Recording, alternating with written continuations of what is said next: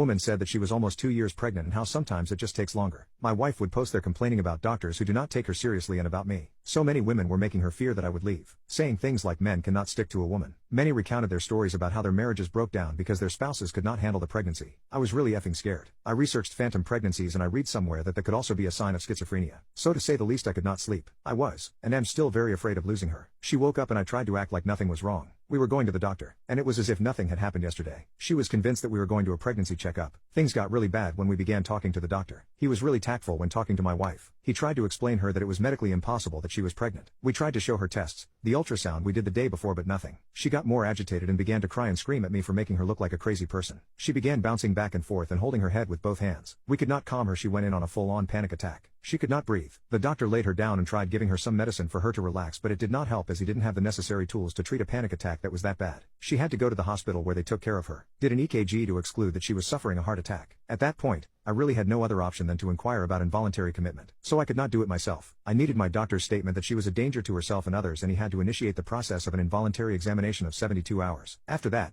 we will have to submit a written statement to the court to determine whether or not she can stay there against her will. So far I have submitted all her posts in both Facebook groups as well as the test we did with timestamps when possible. My wife is 2 days in the 3-day examination and I have no contact with her. When I last her, she was furious with me. She said I was taking away her freedom, which I am. I felt horrible, dirty, and useless. She is so mad at me. I feel like I am abandoning her and don't know how she will ever forgive me. I love her with all my heart. I am afraid of what will happen if the courts decide that I can't commit her, and how our life will be affected. I feel like I failed to protect her. Update 8 months later. I don't even know how much time has passed, but I am very happy to say that things are working out. I have my wife's permission to share this with you all, and she is even telling me to greet you. After being in the 72-hour stay, it was determined that she had to stay there. My wife was pissed for the first few weeks. It was a devastating time. But time and therapy heals all wounds. Slowly I was allowed to come visit, and every day I went I saw a bit more of the person I loved. There were setbacks along the way and I had to watch a lot what I said and did. For example, the first few weeks she wouldn't tolerate touch or something like that. Our trust had to be regained slowly. From both parts. We put so much work in, and even now that she is back home, and has been for a while, we sometimes have bad days where it is difficult for my wife to get out of bed or where I am suspicious of her getting back into that state. But at the end of the day I am happy. We go to counseling together and we are on individual therapy as well, especially because due to the stress I developed a form of anxiety. But every day it's a bit better. I have discovered new sides of my wife, like the new hobby that she has of making resin jewelry and decorations. Even our quarantine time has been quite peaceful. We still have remote therapy and everything. Things are not normal yet, and adoption is not back on the table as of now. We have given ourselves at least a year of therapy before we think about parenting and raising a child. One thing is for certain. I am still in love with my wife and I still love her so much. Our relationship might not be better than ever, but it sure as hell is stronger than ever. Also, she has done a lot of self-reflection and of course has thanked me for how I handled things. She is lovely. We are happy.